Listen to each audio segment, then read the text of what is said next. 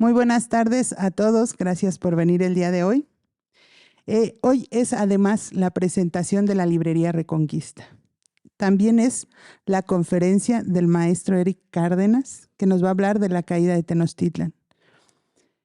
Primero tenemos un expositor, el señor Pedro Novo, es ingeniero, y nos va a platicar un poco del proyecto de la librería Reconquista y cómo ustedes van a poder obtener una información de valiosísima calidad para tener una versión más fidedigna de la historia. Con ustedes el señor Pedro Novo.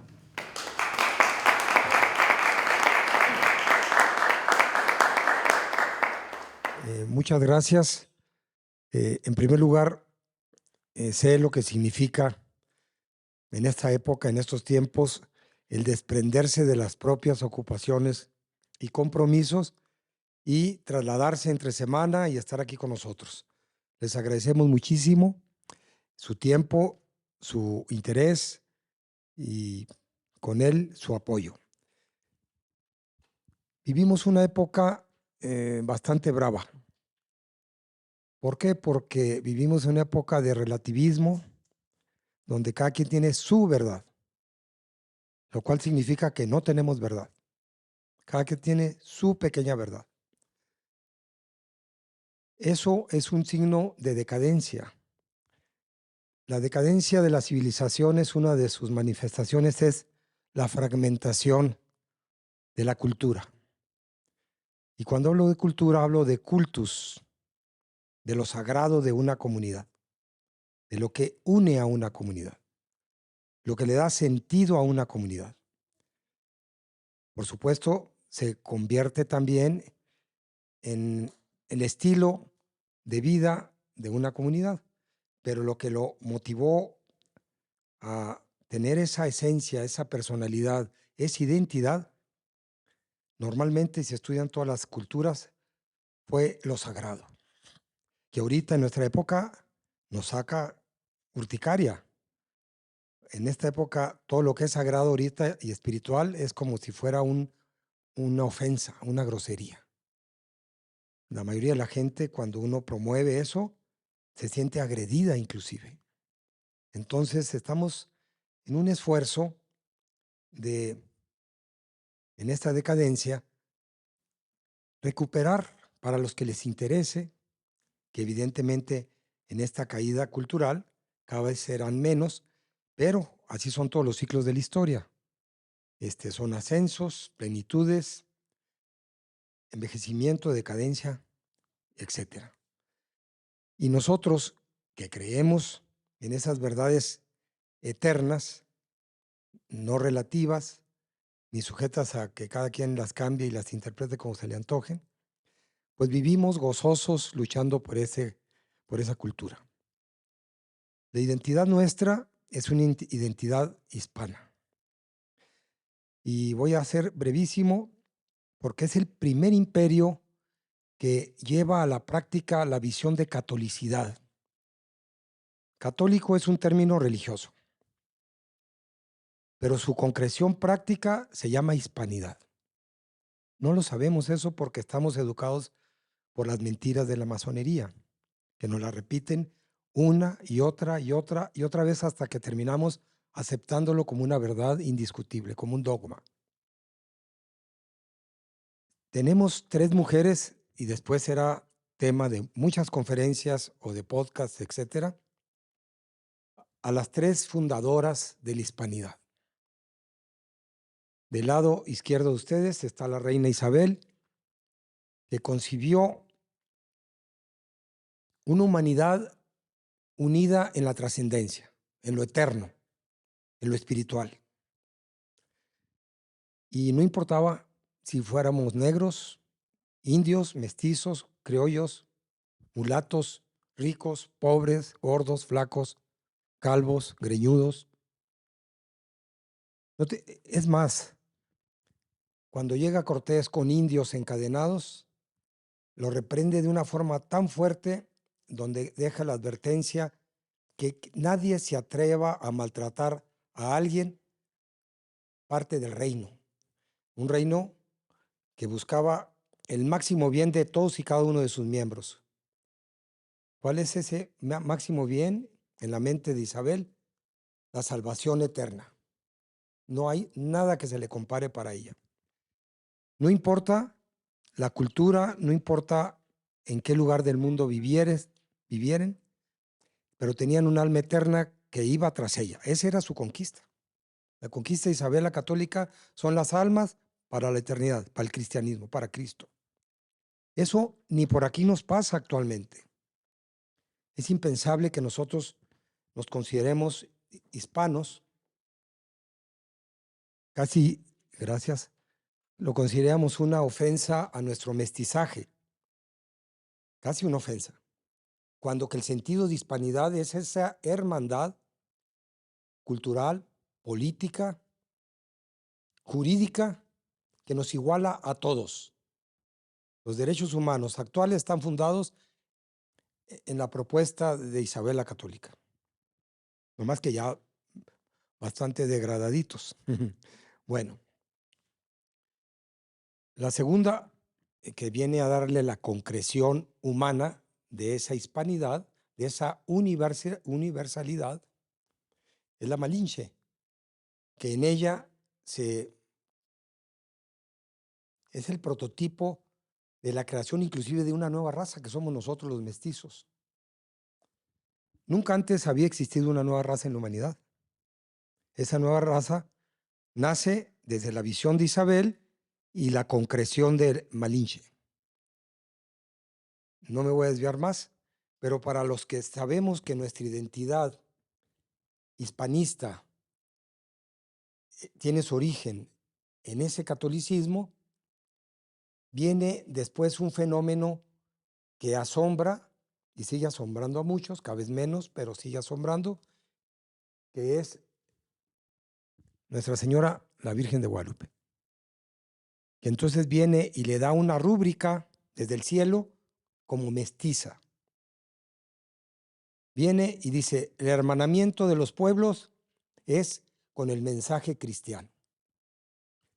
Y 128 tribus, que muchas de ellas ni se conocían, que era la Nueva España hasta llegar al norte de California, fueron cristianizadas y evangelizadas fundamentalmente por la figura de esta mestiza bajada del cielo que vive aquí, en esta ciudad. Entonces, ese sentido de trascendencia y de hermanamiento universal es la hispanidad y es la concreción humana práctica de lo que es el catolicismo en términos religiosos.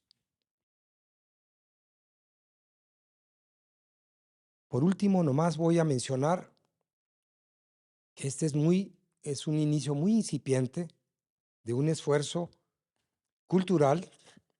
De nuevo, no le rehuiremos al tema espiritual que implica el cultus, lo sagrado. No rehuiremos por quedar bien con mucha gente en ese escepticismo y eclecticismo que nos invade. No. Nosotros aportaremos elementos como la conferencia de Eric Márquez va a aportar, elementos objetivos, elementos de verdad que nos van a hacer más libres. Porque ¿qué es la libertad? En este mundo actual se confunde la libertad con el libre albedrío. Todo el mundo piensa que libertad es poder optar, escoger. Ese es libre albedrío. Libertad es la capacidad que tenemos de hacer un bien. Entre más libres somos, más capacidad de hacer el bien tenemos. Es una capacidad. Bueno, la librería va a aportar una serie de géneros, porque lo que no existe en el hombre, más que dos sexos, en la cuestión de conocimiento, existen muchos temas o géneros. Y nosotros tendremos muchísimos.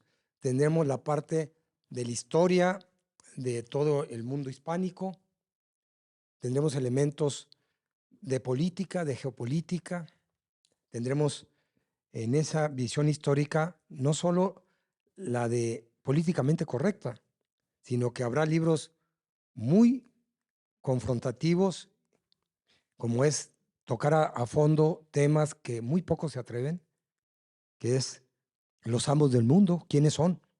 ¿Quiénes son los amos del mundo? ¿Y qué programa tienen y cómo lo implementan? ¿A través de qué instrumentos? ¿De qué organizaciones?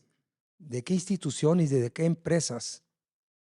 Y cómo nos han venido robando toda nuestra esencia y toda nuestra personalidad como pueblo hispanista, y nos han sembrado y creado una visión que nomás vean Europa. Es la muerte más evidente de ese pueblo que fue cristiano. Bueno, tenemos aquí a lo mejor con el tiempo la cristiada, la revolución, que yo le llamo revolución, la revolución, bueno, tantísima información filosófica, histórica, teológica, etcétera. Elementos que estaremos siempre en disposición de debatir, de confrontar, de sustentar. En ningún momento, por fuerte que sea la discusión, habrá el interés o la intención del menosprecio del contendiente con el que estamos discutiendo. ¿Por qué? Porque es portador de valores eternos, es portador de un alma y de un sentido de la vida que va mucho más allá de ese momento. Entonces siempre tendrá de nuestra parte nuestro respeto profundo, siempre. Si en ese momento logramos ponernos de acuerdo en algo valioso o circunstancial, qué bien. Pero nuestra lucha, al menos nuestra convicción, permanecerá. ¿Y qué vamos a proponer además de la librería Reconquista? Que alrededor de la librería Reconquista, todos aquellos que quieran sumarse a este proyecto, busquen conformar lo que le llamaríamos probablemente círculos culturales en acción. Porque acuérdense, pensamiento sin acción es delirio. Acción sin pensamiento es barbarie. Vamos a buscar verdad y vamos a tratar de vivirla. Es un proyecto con dos piernas, la parte de los libros, la parte de conocimiento y la otra pierna de la acción, empezando con los cercanos, invitándolos a que se recupere el hábito, el buen hábito de la lectura. Nos hemos convertido en analfabetas funcionales y nos desesperamos si inclusive nos platican algo y lleva más de media hora, ya es demasiado. Entonces somos conocedores de muchas cosas sin ningún fundamento, ninguna reflexión profunda, ningún convencimiento de vida. Porque si finalmente el conocimiento no nos lleva a la verdad, o sea, a ser más libres, a ser más competentes para hacer el bien, pues ¿de qué sirve el conocimiento? Pues muchas gracias, soy Pedro Novo a sus órdenes y estoy para servirles.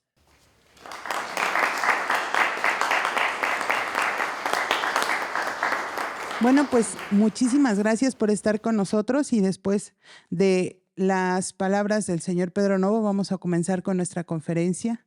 Nuestro conferencista es el maestro Eric Cárdenas, que nos viene a hablar de lo que llamamos la caída de Tenochtitlán. ¿Será caída? ¿Habrán sido los españoles? ¿Habrán venido cientos de miles de John Wicks y Rambos a conquistar Tenochtitlán? Pues hoy lo vamos a descubrir con la apreciación del maestro Eric Cárdenas y les pido por favor un aplauso para él.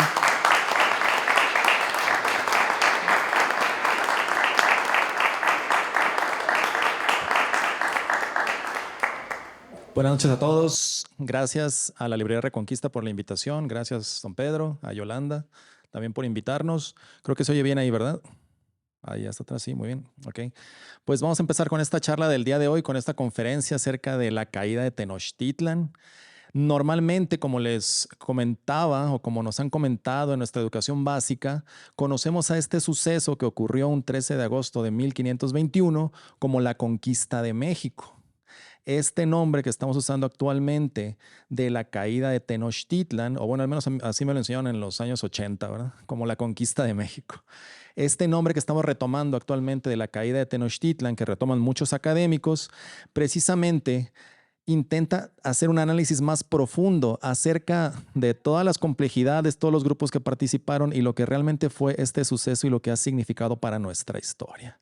Y es necesario hacer esta revisión de ver si realmente fue la conquista de los españoles en México, si realmente fue una directriz castellana o española la que marcó este suceso, o si podemos ver otros aspectos de interés que nos permitan entender el origen de nuestra cultura. Así que de entrada, me gustaría empezar diciendo a qué exactamente le llamamos México, ¿verdad? Esto, bueno, nuevamente les doy las gracias por haber venido esta tarde, noche ya aquí en la Ciudad de México. Sé que es complicado para muchos trasladarse hasta este lugar, en esta gran ciudad, así que pues mis más sinceras gracias por haber venido hasta este lugar. Espero que se la pasen muy bien. Entonces, el primer concepto que me gustaría analizar es el de México. ¿A qué le llamamos México realmente? ¿Dónde viene la palabra México? Y es que lo que sucede es que a lo largo de las generaciones, a lo largo incluso de los siglos, ¿verdad? La gente que vivió estos sucesos dejó ciertos testimonios en códices, es decir, en pictografías, en crónicas, en relatos, en juicios legales, ¿verdad? Hay pues una serie de documentos que nos permiten entender lo que vivió la gente en ese entonces. Luego llegaron historiadores, cronistas, llegaron personas estudiosas sobre el tema, anticuarios, etcétera, y cada uno fue dando como que su interpretación de estos sucesos que leía o que le contaban, y se hizo lo que llamamos coloquialmente pues un teléfono descompuesto, ¿verdad? Entonces, y luego pues ese teléfono descompuesto o ese que se fue pasando el mensaje con algunas alteraciones, de repente fue tomado por grupos de interés político, por grupos de interés económico, por grupos básicamente de interés de poder, precisamente para estas fuentes históricas, pues irlas acomodando a un discurso que les favoreciera y que justificara su posición en el poder. Entonces, vamos a hablar, por lo tanto, de dos cosas, ¿no? Una, que es lo que nos dicen las fuentes, los cronistas que estuvieron ahí, los conquistadores indígenas, que de eso casi no se habla en estos aspectos, y vamos a hablar también de cómo se construye el relato que conocemos como mexicanos en la actualidad acerca de esta conquista de México, mejor llamada la caída de Tenochtitlan, y que conmemoramos un día como hoy, 13 de agosto, pero de 1521. Entonces, primero, cuando uno se acerca a las fuentes, por ejemplo, saben que Hernán Cortés iba escribiendo cartas dirigidas al rey Carlos I de España, donde él iba narrando todo lo que iba encontrando a su paso, ¿sí?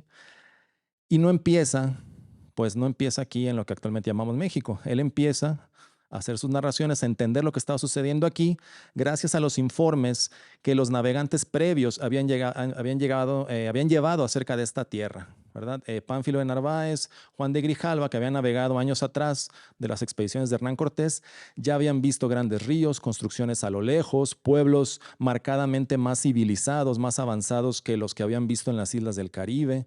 Entonces, digamos que Hernán Cortés no llegó en cero, ¿verdad? Ya tenía cierto conocimiento de lo que había en esta parte del mundo. Por otra parte también, él era una persona que estaba decidida a llegar hasta estas tierras, a pesar de que tenía ciertos conflictos en la isla de Cuba donde estaban asentados los españoles. Principalmente, Hernán Cortés tenía que pedir permiso al gobernador Diego Velázquez para hacer esta expedición. El gobernador de Cuba le da el permiso a Hernán Cortés, pero después le dicen que a lo mejor no debe confiar tanto en él, que a lo mejor él trae sus propios intereses, que a lo mejor no es de tanta lealtad, y le revoca el permiso. Pero no le llega esta revocación hasta que ya va zarpando precisamente a su expedición. Entonces, por ese hecho, ¿verdad? Porque él luego se entera de que le revocan el permiso, de que a lo mejor no está actuando con la legalidad que decía el derecho castellano, él tiene que escribir estas cartas para justificar todo lo que está haciendo en esta tierra. Y como nos dice Duverger, que por cierto hay unos libros ahí de Duverger, Hernán Cortés venía con un proyecto de quedarse aquí, ¿sí? O sea, él no venía a ver qué encontraba, a ver si veía informes y se regresaba a avisarle al gobernador. Para él ya saben que era todo o nada, ¿verdad? Para él era venir a esta tierra y establecerse en esta tierra. Ese era precisamente su plan y por eso iba justificando todo con base en el derecho castellano, para que una vez que lograra su objetivo, si todo salía bien, que sí salió para él, entonces ya con esta justificación, ¿verdad? No tuviera represalias legales o las represalias legales que él le esperaban. Gracias a esto, pues tenemos las cartas de relación donde él nos va narrando todo lo que va observando en este viaje, ¿no? Entonces, uno de los aspectos que a mí me pareció más interesante es que cuando le empiezan a él a decir que allá vive Moctezuma, él escribe Montezuma o Motecuzoma, ¿no? Digo, no sé cómo se decía en el náhuatl del siglo XVI, pero bueno, Motecuzoma. Y él escribe en sus cartas Montezuma, ¿verdad? Le dicen que está en Tenochtitlan y él escribe Temistitlan. Hay ciertas cosas pues que él no entiende bien y las escribe en castellano de otra manera, ¿no?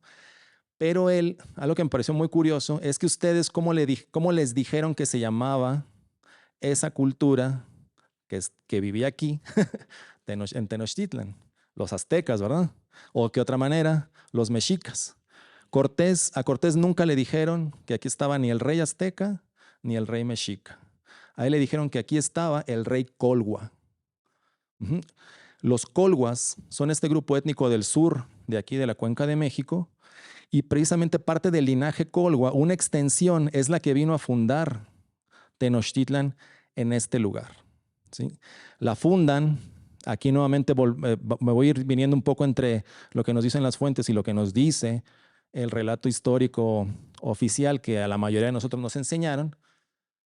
La fundan, según el Códice Mendocino, en 1324, ¿sí?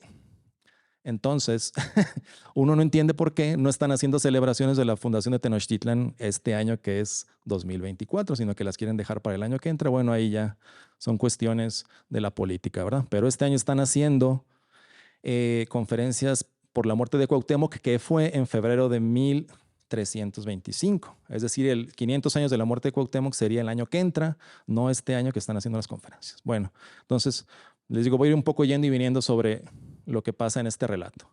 Ahora bien, ¿qué es lo que yo creo que sucede después de haber leído las fuentes, ¿no? Lo que pasa es que cuando se asientan en este islote y se convierten en el brazo armado, en la fuerza militar de una alianza entre pueblos indígenas, entre los acolhuas de la parte oriental y los tecpanecas de la parte occidental de la cuenca, entonces ellos se reivindican como mexicas, ¿sí? ¿Ellos qué dicen? Que su nombre lo toman del dios de la guerra, que era Huitzilopochtli, pero en algunas crónicas ellos dicen que era Mexichi, ¿no? Ese era el nombre, un segundo nombre de Huitzilopochtli, del dios de la guerra. Entonces dicen que ellos se nombran mexicas y una vez que van conquistando toda esta cuenca, los mexicas con su poderío militar, o los tenochcas, ¿verdad? Entonces ellos a su ciudad también le nombran México Tenochtitlan, con base en el nombre de su deidad. Sin embargo, hay otras crónicas como las de Ixtlilxóchitl, que es el descendiente de los Colhuas de Texcoco, donde él nos dice claramente que México significa el corazón del maguey, que es Metl, maguey, Xictli, que es ombligo, o bueno, el centro, ¿no? El centro del maguey, y Co, que es lugar. O sea, él nos da claramente esa etimología y que así se refiere a toda la región de la Cuenca de México. Entonces hay una fuente que nos habla, ¿verdad?, de que el nombre de México viene del nombre del dios de la guerra, y otra fuente nos dice que viene del nombre del corazón o del ombligo del maguey. A mí me hace sentido lo del ombligo del maguey, porque la Cuenca de México es una cuenca cerrada. En ese entonces, ¿no? Estamos hablando del siglo XV, pues tenía ríos, tenía una gran fertilidad, subía y bajaba el nivel del lago, sembraban varias veces al año calabaza, frijol, maíz, ¿no? Una serie de productos. Entonces era como el corazón del maguey. Ya saben que cuando se va a hacer pulque, en lugar de dejar que crezca el quiote, lo cortan y todos los días se está segregando el aguamiel, y con lo cual se hace el pulque. Entonces es una fertilidad constante.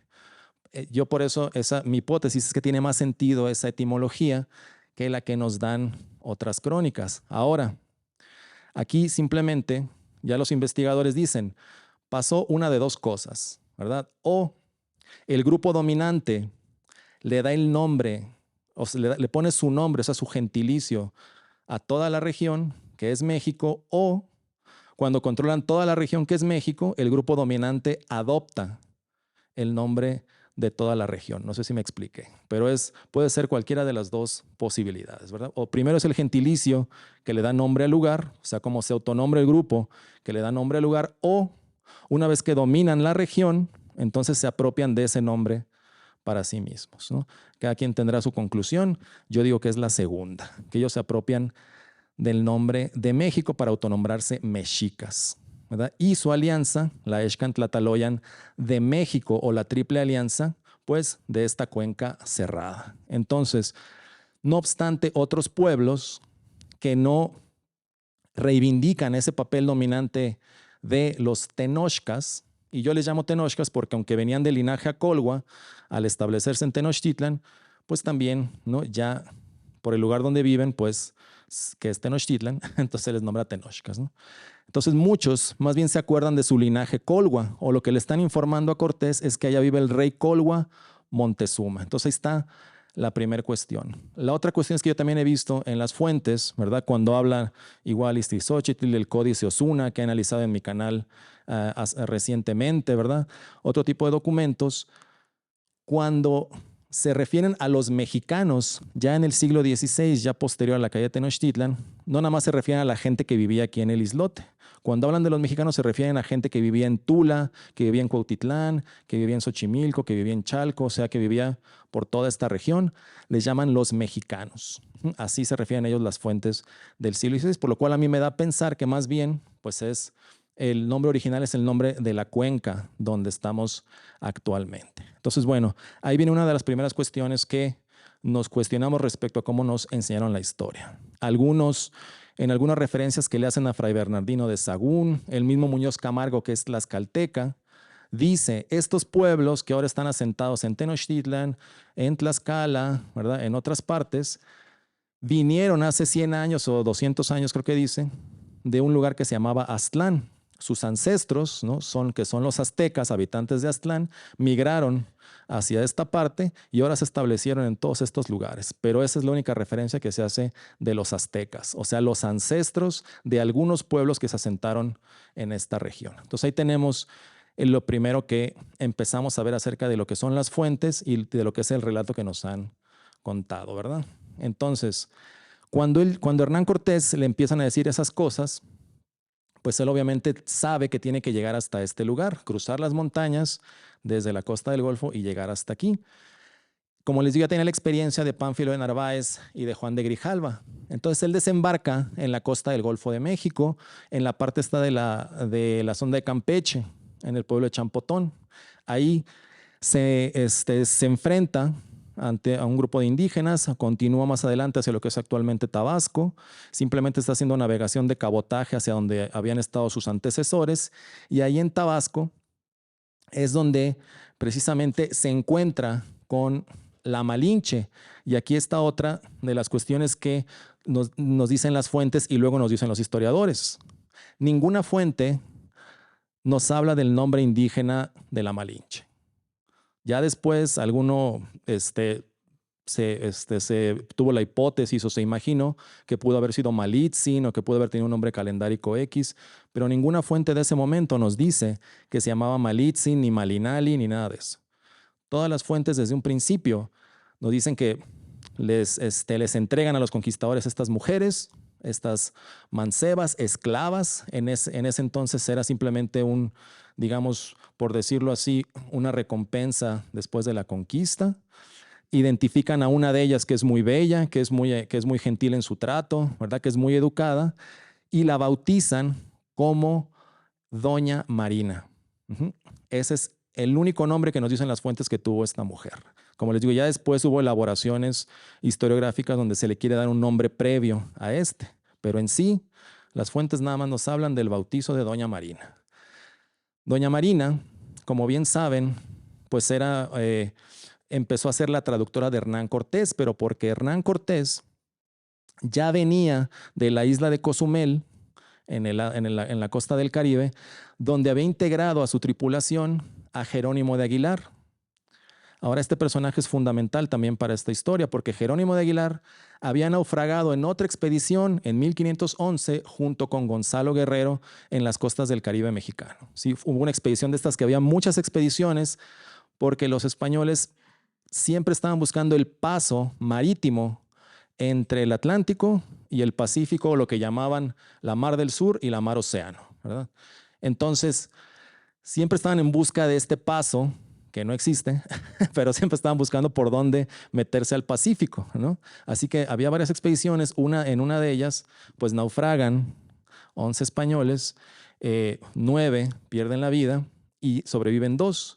Gonzalo Guerrero, que logra hacerse su vida en la sociedad maya, se convierte en cacique, se casa con una princesa maya llamada Sacilja, tiene 2 hijos con ella y pues no va a acompañar a Cortés en la expedición porque ya está hecho a la cultura maya.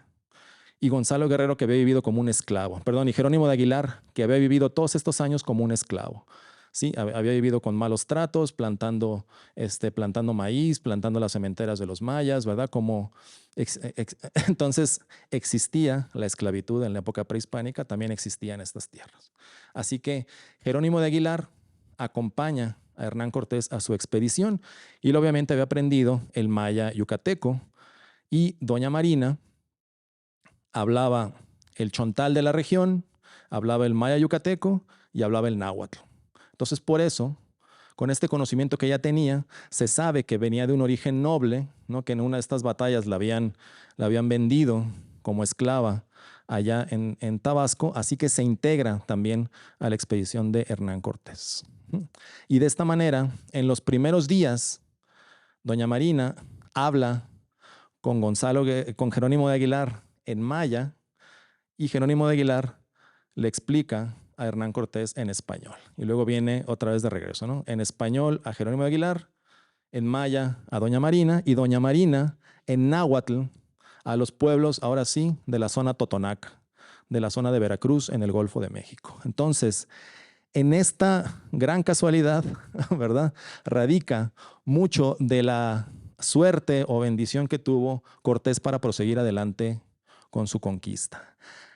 Lo que pasaba entonces cuando llega a la costa del Golfo es que ven a Hernán Cortés. Obviamente estas casas flotantes ya las habían visto, ¿no? Ya había pues avisos de los viajes previos de Grijalva, de Córdoba, pero ya cuando ven a Hernán Cortés ya descendiendo, ya poniendo un pie ahí, y ahora sí comunicándose en idioma náhuatl, pero obviamente él no hablaba náhuatl, sino se comunicaba a través de una mujer, que era doña Marina. Entonces, en este momento empieza esta serie de impactos culturales hacia los pueblos mesoamericanos. Es decir, todos los grupos mesoamericanos concebían al mundo como una dualidad. Todo era masculino, femenino. Toda deidad femenina tiene una deidad masculina. Los gobernantes, aunque eran masculinos, aunque eran los tlatoanis, tenían una contraparte que era el Cihuacóatl. Este Cihuacóatl, en algunas sociedades mesoamericanas todavía, Cihuacóatl quiere decir mujer serpiente. En algunas sociedades mesoamericanas todavía era un cargo femenino. Aunque en las sociedades pues, de aquí del altiplano era ocupado por un hombre, aunque representara una figura femenina, el Cihuacóatl. Siempre era el Tlatoani y el Cihuacóatl. Entonces siempre estaba esta dualidad. Entonces ese fue el primer impacto, ver esta dualidad hombre y mujer, masculino, femenino. Un hombre extraño, ¿verdad? Viniendo de esas casas flotantes con esos animales extraños y hablando a través de una mujer. Entonces ya tenemos una primera visión de esa de esa cuestión sagrada que desde la percepción mesoamericana. Ahora, creían que era Quetzalcóatl, regresando como decía la profecía, creían que eran dioses, no creían que eran dioses. Desde un primer inicio supieron que eran seres humanos. En las batallas anteriores algunos los habían herido, ya los mayas, como les digo, habían tenido esclavizados a 2 y luego uno se liberó. O sea, ya sabían que los españoles no eran dioses, pero sí percibían desde un principio que venían amparados de fuertes deidades.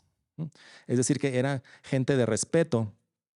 Y ella, al decir su nombre o al presentarse como doña Marina, como en el náhuatl no existe la R, Entonces ahí es donde dicen que en lugar de decirle Marina, le decían Malinche o Malitzin como un reverencial. Y le decían Malinche a ella o Malitzin cuando le hacían reverencia y le decían a Cortés el señor Malinche. En todas las crónicas viene y el señor Malinche cruzó tal río y el señor Malinche se encontró con nuestros emisarios y aunque le dieron regalos, ¿verdad? Los emisarios tenochcas, el señor Malinche insistió en seguir avanzando. O sea, se refieren a Hernán Cortés como el señor Malinche. Es decir, esta dualidad masculino-femenino, ¿no? Esto desde el punto de vista mesoamericano, uno lo tiene que entender precisamente cómo se percibía la realidad, cómo se percibía lo sagrado en esta sociedad, para que uno no crea que simplemente eran individuos ingenuos o débiles o que simplemente como es el significado de la palabra malinchista, ¿no? Simplemente por preferencia a lo extranjero, pues lo dejas pasar y le entregas toda tu tierra. No es así. Había todo un trasfondo espiritual en la manera en la que concebían a Hernán Cortés y le llamaban a él el señor Malinche, ¿no? O sea, doña Marina se presentaba como Malinche y al señor le decían el señor Malinche. Entonces, él llega a la costa de Veracruz, pasa por la isla de San Juan de Ulúa, etcétera. Bueno, es una historia bastante larga. El caso es de que los primeros emisarios tenochcas le llevan una serie de presentes, porque Moctezuma se imaginaba que entregándole estos presentes, ¿no? Haciéndole estos regalos, ellos iban a regresar a su lugar de origen. Es más, ese era lo que él les decía. Bueno, tengan aquí estos regalos, estas mantas, estas plumas, etcétera, y regresen por donde vinieron. Ese era el temor de Moctezuma, que ellos siguieran avanzando, ¿verdad? Y aparte de todo esto que empezaba a escuchar, de que ya se le entendía, ya se podían comunicar entre ellos gracias a este encuentro con Malinche. Rápidamente Malinche aprendió español, ¿no? Y ya no fue necesaria la intermediación de Jerónimo de Aguilar. Así que era una mujer muy inteligente que rápidamente aprende el idioma y pues ya se van comunicando de manera directa entonces, ¿no?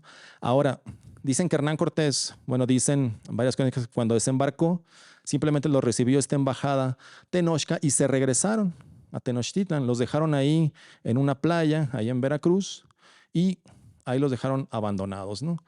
Hernán Cortés continuó hacia el norte y se encontró con la ciudad de Zempoala en Veracruz. Ahí habló con el cacique de Zempoala y le explicó que ellos venían del otro lado del mundo, gracias a la Malinche, ¿verdad? Del otro lado del mundo, que había un gran rey que dominaba reinos muy amplios en todo el planeta. Yo me imagino, o sea, la impresión de estos grupos indígenas escuchando y entendiendo, tratando de entender de todo lo que les decían estos extranjeros, ¿no? De dónde venían, cuáles eran sus intenciones, entre ellas, ¿verdad? Su principal intención, así como lo expresaba Hernán Cortés, era que conocieran el catolicismo, ¿verdad? Que dejaran de adorar a esas deidades. Él les explicaba que eran demonios, que los había engañado el demonio. Y bueno, aquí, ¿verdad? Pues obviamente, como hace rato comentaban, ¿verdad? Pues cada quien en la actualidad tendrá su interpretación de cómo fueron estos hechos, pero esas eran lo que nos dicen las fuentes que dijo Hernán Cortés, ¿no? Ahora, él decía que él les iba a probar que con la cruz, pues él los iba a apoyar y los iba a acompañar para que se liberaran del sometimiento en que los tenían los tenochcas. Entonces, en muchas partes hicieron esta cuestión, digamos, este acto, Hernán Cortés, de subirse a los teocalis, a los templos, derribar las figuras de los ídolos, mandaba a personas a limpiar la sangre de los templos y entonces ponía la cruz encima, ¿no? Entonces, nuevamente, desde el punto de vista mesoamericano, vamos a imaginarnos cómo se percibía esta acción. Alguien que estaba desafiando a estas figuras de poder, a estas deidades, ¿verdad? Y entonces dicen también que hacía todo un acto teatral alrededor de esto, ¿no? O sea, mandaba a los caballos a galopar, tiraba algunas balas y cañonazos mientras estaba subiendo los templos. Y bueno, era toda una puesta en escena también lo que hacía Hernán Cortés para también lograr ese impacto frente a los grupos mesoamericanos. Entonces tiraba las figuras de los ídolos y les decía, ¿verdad? Ahí está, no pasó nada, ¿no? Y entonces le decía, vamos, ahora acompáñenme para luchar contra Moctezuma. y decían, pero van a venir a cobrarnos los tributos y si no se los pagamos, van a mandar a su ejército y nos van a someter y nos van a llevar a Tenochtitlan, etcétera. Así les alegaba, ¿no? La gente, en este caso los empoltecas, que es este grupo totonaca de Veracruz. Y les decía Hernán Cortés, ustedes no se preocupen, para eso vine yo, para protegerlos, ¿no? Esta era la estrategia que ya se venía utilizando por parte de los conquistadores españoles desde las islas del Caribe e incluso antes desde las Canarias, ¿verdad? Asegurar primero una población, incluso en esa población o cerca de ahí, Cortés puso un ayuntamiento, o sea, estableció un ayuntamiento con todas las bases legales. De esta manera, ya no le estaba rindiendo cuentas a su gobernador de Cuba, sino que ya le estaba rindiendo cuentas directamente al rey de España. Entonces, él empieza a realizar todas estas acciones, logra la alianza con los totonacas y con esta primera alianza continúa tierra adentro hacia las montañas, ¿verdad? Entonces, llegan los tenochcas, efectivamente no les pagan el tributo. Hernán Cortés lucha contra los emisarios tenochcas, los expulsa de Zempoala, continúa adelante, ¿no? Aquí hay toda una serie de negociaciones y tensiones militares que son fascinantes cuando uno empieza a leer esta historia, porque Moctezuma mandaba más emisarios y Cortés le decía, pues es que me dejaste ahí sin comida, y luego decía, pues es que los totonacas me dijeron que yo, ¿cómo se dice? Encarcelara, apresara a tus emisarios y luego te los mandara de regreso, o sea, como que le echa la culpa a unos, luego le reclama al mismo Moctezuma, está haciendo ahí su labor ahí de convencimiento, ¿no? Para seguir adelante, ¿verdad? Sabemos también, o sea, tenía digamos, esta picardía, ¿no? Esta pericia política y de mover el discurso para poder continuar adelante sin tanto peligro. Y además de los grupos indígenas con los que estaba enfrentándose, pues también dentro de su propia gente tenía esta división. Había gente entre sus soldados que le decía, o más que soldados, realmente eran marineros, ¿no? Que le decían, no, ¿sabes qué? Aquí se ve que son muchos, nos van a matar, vámonos de regreso a Cuba, vámonos mejor a avisarle a Velázquez. Otros que le decían, bueno, pero yo te acompaño, pero acuérdate ¿no? del botín, ¿no? de la conquista, etcétera. Entonces empezaban estos grupos de entre los mismos conquistadores también a oponerse entre ellos. Y bueno, todos sabemos aquí la solución de Hernán Cortés, ¿verdad? Él dice entonces, no quemó las naves, como nos dicen, como también luego fue una elaboración historiográfica posterior, pero sí dijo, desarmen, ¿no? Desarmen todos los barcos. La madera la iba a usar posteriormente para precisamente la invasión a Tenochtitlan, para construir unas casas allí en la antigua ciudad en el primer cabildo de la ciudad de Veracruz, ¿sí? Y ya nadie se puede regresar. Aunque sean del bando de Velázquez, del bando velasquista que se quiere regresar a Cuba, aunque sean incondicionales a mí, aunque nada más estén ahí por conveniencia, todos van a marchar juntos, ya no hay vuelta atrás. Él, posteriormente, ya en el siglo XVII, pues esta historia se contó diciendo que él mandó quemar las naves. Y ahora pues es toda una expresión cuando uno dice, pues ya no tengo, voy sobre un solo objetivo, tengo que quemar las naves para perseguir ese objetivo único y no dar vuelta atrás, ¿no? Ahora es una expresión que se usa en la actualidad, pero las fuentes nos dicen que nada más mandó desarmar todos los barcos, ¿no? Entonces, continúa adelante, continúa con su expedición. Ya estamos hablando del verano de 1519, cuando llega al Altépetl de Tlaxcala. Este Altépetl de Tlaxcala era un poderío militar muy fuerte que había tenido una supremacía en el Valle de Puebla. El Valle de Puebla, que era una región muy importante porque por ahí transitaban productos desde la costa de Guerrero, desde Tierra Caliente, ¿no? Desde la parte de Oaxaca a la costa del Golfo. O sea, una región fundamental en la antigua Mesoamérica.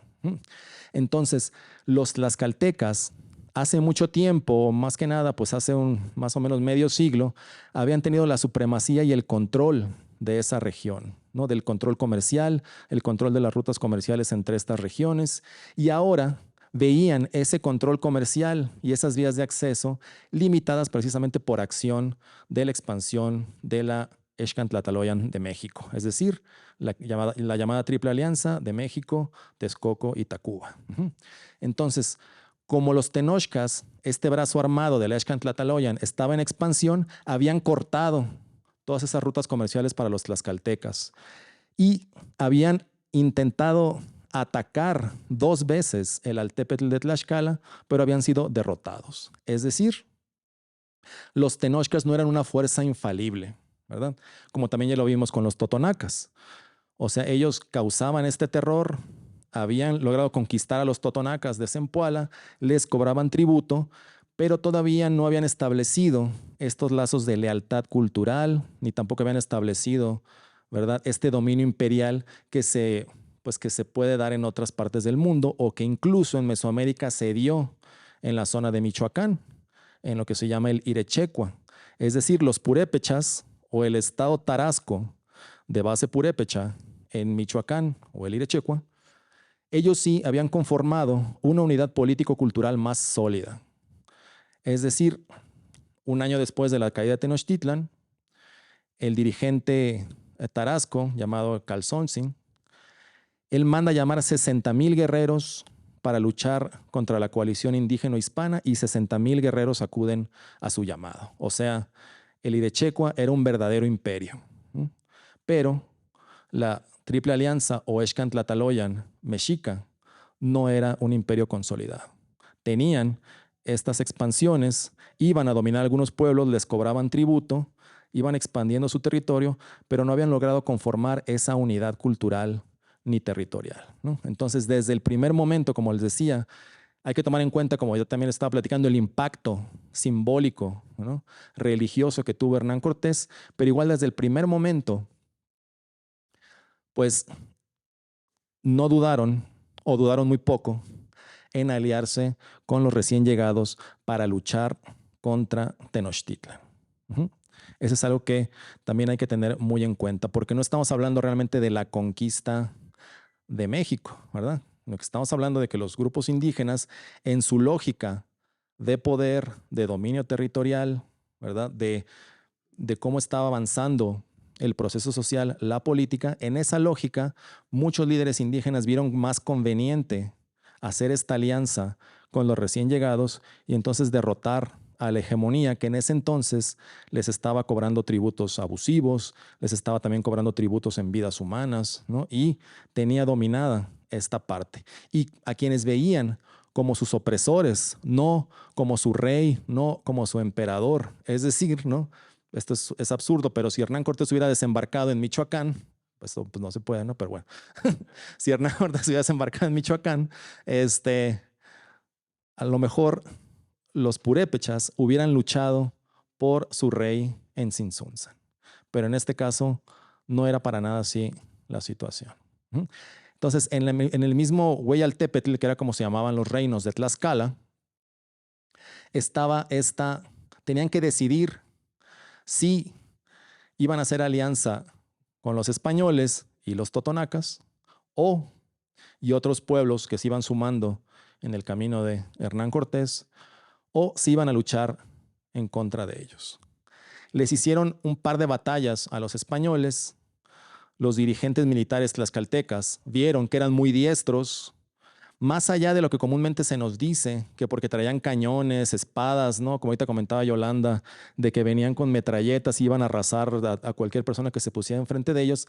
Los tlaxcaltecas ven la oportunidad de aprovechar, pues sí, esa tecnología que tenían, que no era determinante realmente en el campo de batalla, pero la organización militar sí era determinante, la manera en la que se organizaban militarmente los castellanos, y otra cosa que era más determinante era este poder simbólico que traía Hernán Cortés. Como les decía, era alguien que había llegado del otro lado del mar, que se veía que estaba amparado de fuertes deidades, que embonaba, ¿verdad?, con la cosmovisión mesoamericana de tener este aspecto masculino y femenino, y el mismo Hernán Cortés, con lo que le platicaba la Malinche, fue entendiendo que él tenía que hacer la conquista de esta manera, es decir, no llegando a imponer su visión del mundo, sino entendiendo la visión del mundo mesoamericana para de esa manera poder establecerse ahí, para poder establecer, pues primero su gobernación o su reino y posteriormente pues ya estabilizar, quedarse aquí propiamente en esta tierra. Es decir, la intención nunca fue simplemente llegar a saquear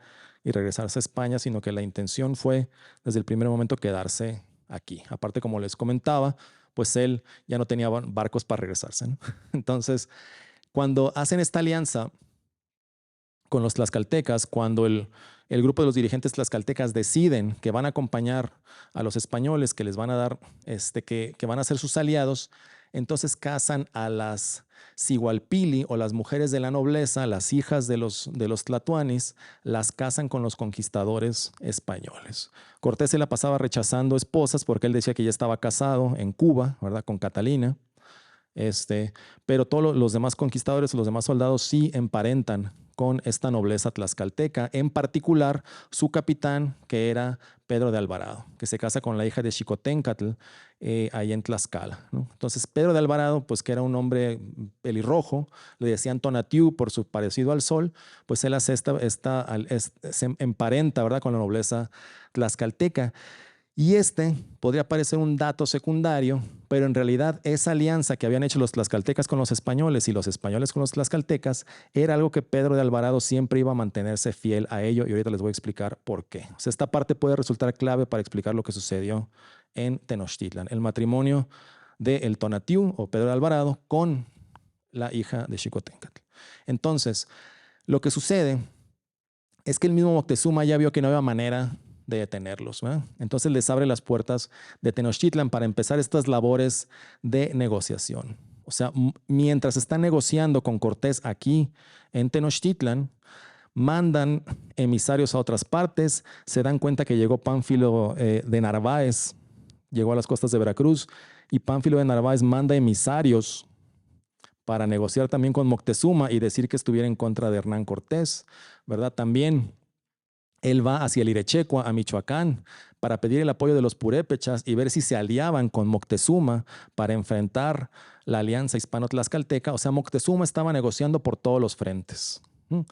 Y se da cuenta que no hay manera de vencer esta alianza hispano-tlaxcalteca. Entonces, de acuerdo a lo que nos dice Alba Iztlilxóchitl, este historiador acolhua, él manda llamar a los otros dos tlatoanis de su triple alianza. Manda llamar a Tetlepanquetzaltzin de Tacuba o Tlacopan y a Cacamatzin de Texcoco. Cacamatzin estaba inconforme con la presencia de los españoles. Él le parecía que Moctezuma estaba actuando mal, que se estaba sometiendo. Así que él, mientras están los españoles aquí en Tenochtitlan, en 1520 ya, estamos hablando ya de la primavera de 1520,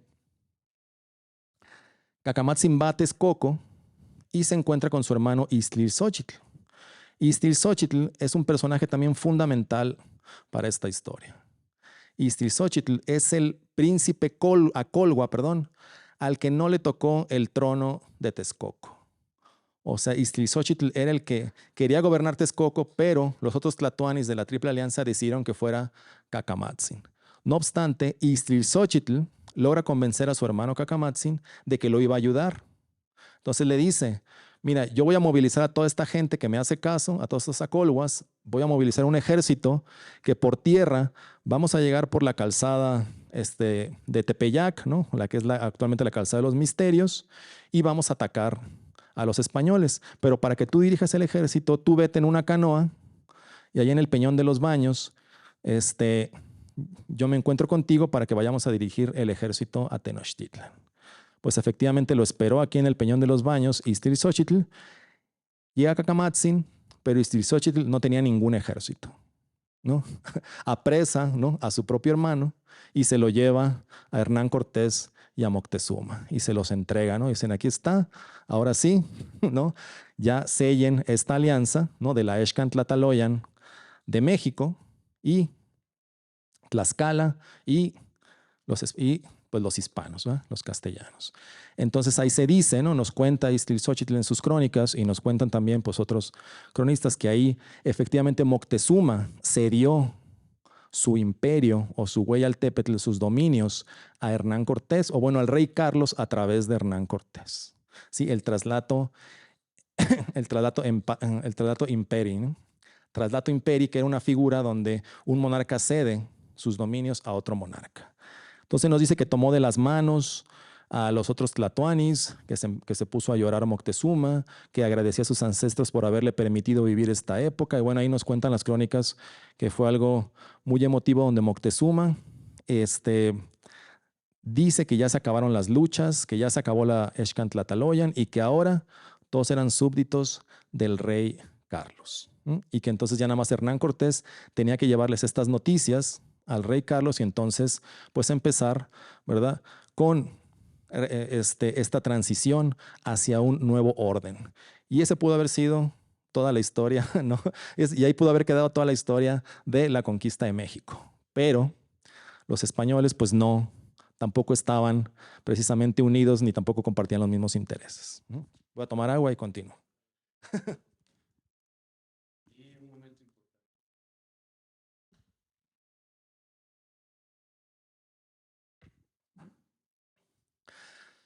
Entonces, Pánfilo de Narváez, al parecer, había convencido a los totonacas de ir por Hernán Cortés para apresarlo.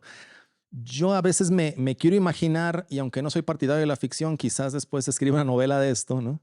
Pero todas las conversaciones que tuvieron Moctezuma con Hernán Cortés, los totonacas, los tlaxcaltecas, donde Hernán Cortés le explicaba, ¿verdad?, de dónde venía, cómo cruzaban el océano, estos barcos, las naciones que había del otro lado del océano, y donde Moctezuma le explicaba acerca de sus frutos, del maíz, ¿verdad?, de todas sus tradiciones, de todos los climas que había, ¿no?, de todos los recursos, etcétera. O sea, esas conversaciones, que tuvieron muchísimas, debieron haber sido fascinantes entre estos personajes. Entonces el problema aquí fue que Pánfilo de Narváez estaba en pie de guerra en Zempoala.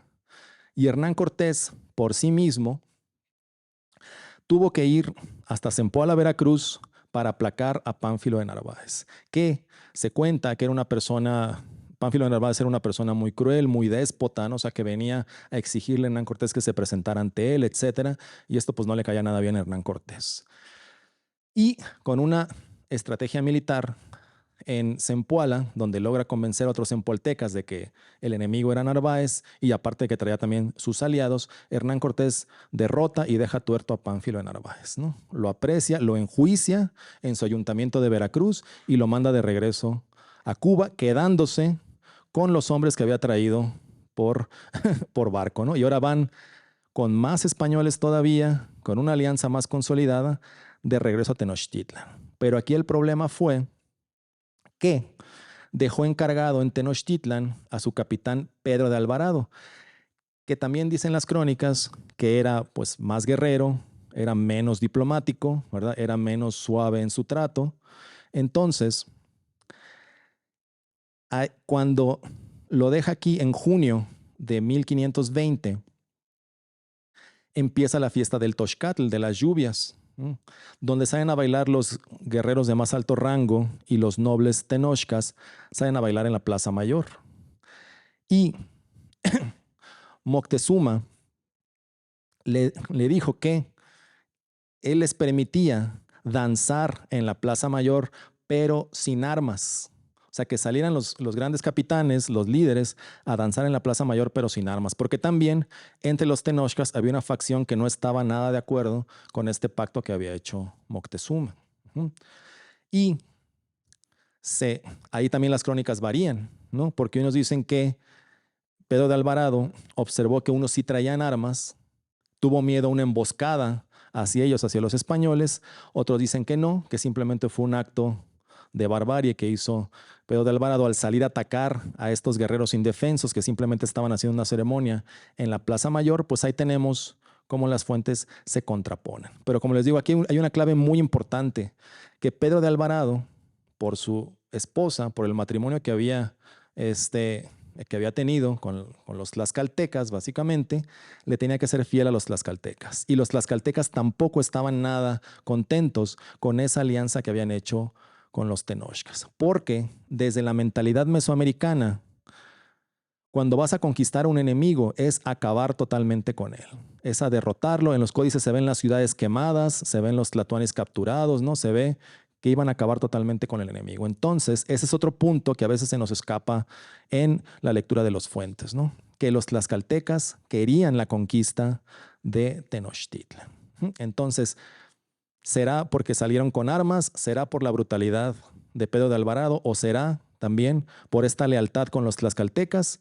Pero en ese momento Pedro de Alvarado sale, ¿no?, con sus hombres armados, tlaxcaltecas y castellanos, a hacer una masacre durante la fiesta del Toxcatl ahí en Tenochtitlan. Entonces, Esa acción obviamente ya pone en contra al pueblo Tenochca de los españoles. Cuando regresa Hernán Cortés, aunque llegue con refuerzos, pues ya llega a una ciudad en total tensión, donde los bandos ya no está, el bando que buscaba la unidad ya no se está imponiendo sobre el otro bando, ya cambió totalmente el escenario. Entonces ingresa y la relación con los Tenochcas es hostil, ¿verdad? Moctezuma ya no puede detener a su pueblo, Hernán Cortés también a veces ya no puede tener a los tlaxcaltecas de que quieren atacar a los tenochcas, ¿verdad? La gente, la otra facción de los tenochcas ya quieren que se retire, ya quieren que se retiren los españoles. Y aquí sucede, ¿no? Este también hecho histórico que conocemos cuando Moctezuma sale a hablarle a su pueblo, también en la plaza del Templo Mayor. Entonces, cuando sale a hablarle a su pueblo, le llueven pedradas a Moctezuma. De esos también nos dicen, nos hablan todas las crónicas. Y nuevamente aquí las crónicas, cada una cuenta diferente versión. Uno dicen que una pedrada en la cabeza lo mató o lo tumbó, estuvo herido y eso fue lo que lo mató. Otros dicen que fueron los mismos tenochcas que estaban en oposición a él quienes mataron a Moctezuma. Otros dicen que fueron los españoles quienes mataron a Moctezuma.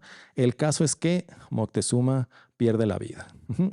La élite tenochca elige al siguiente tlatoani, que era Cuitláhuac, el cual estaba en contra de la presencia de los españoles. Así que les pide que se retiren, ¿no? Hernán Cortés sabe que en la tradición mesoamericana no hay guerras en la noche. Así que él intenta juntar todo el tesoro que puede, que ya le había cedido Moctezuma, aparte el quinto real para el rey, etcétera, ¿no? Aquí pues está juntando todo este tesoro de manera apresurada. En este cuarto del tesoro, en el palacio de Axayácatl, que es por donde está el Monte de Piedad actualmente, no había nada más piezas de oro, ¿no? Aquí también está otro gran mito de nuestra historia, que nos robaron el oro y con eso nos dejaron pobres, pero en realidad pues era joyería, ¿no? O sea, era joyería, collares, ¿no? Brazaletes, besotes, etcétera. Muchas figuras que eran de diferentes metales, oro en diferentes aleaciones, y lo que había mucho eran plumas, arte plumario de aves finas, mantas de algodón.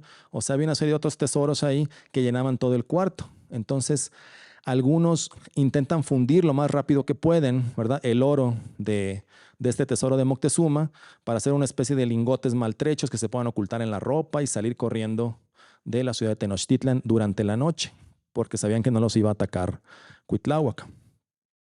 Algunos de estos lingotes, quienes pues, pueden ir al Museo de Antropología, unos se encontraron durante la excavación de la línea 2 del metro, ¿verdad? Se encuentran estos lingotes de oro. Entonces, Cuitláhuac da la orden de que ataquen en la noche, ¿no? O sea, dice, no, aquí ya no podemos seguir con estas viejas tradiciones porque se nos van a ir, y atacan durante la noche y salen corriendo los españoles por la calzada de Tacuba. Ya saben que Puente de Alvarado, creo que ya le cambiaron el nombre porque hace mucho que no venía. Pero bueno, en la calle que se llamaba Puente de Alvarado porque Alvarado, precisamente Pedro Alvarado dio un salto en Garrocha ahí y se le quedó ese nombre, o el Salto del Sol también le llamaban. Y bueno, en este escape pues logran salvar la vida.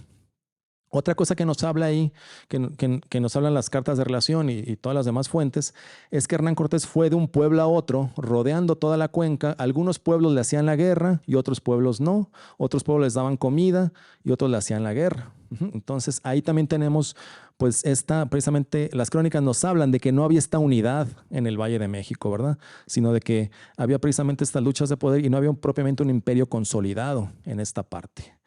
Antes de salir de la cuenca, en la parte noreste del Valle de México, pues está el pueblo de Otumba, ¿no? Ahí es donde finalmente manda al ejército tenochca a interceptar a Hernán Cortés, que está escapando de esta zona. Aquí también no nos mencionan las crónicas, pero Iztlilxóchitl, el otro tlatoani Acolhua que les comenté, él estaba refugiado ahí en Otumba. Entonces no es la gente de Otumba la que ataca a Hernán Cortés, sino que es la gente, precisamente el ejército tenochca, que va y lo intenta interceptar antes de que salga de la Cuenca de México y se reincorpore con sus fuerzas en Tlaxcala.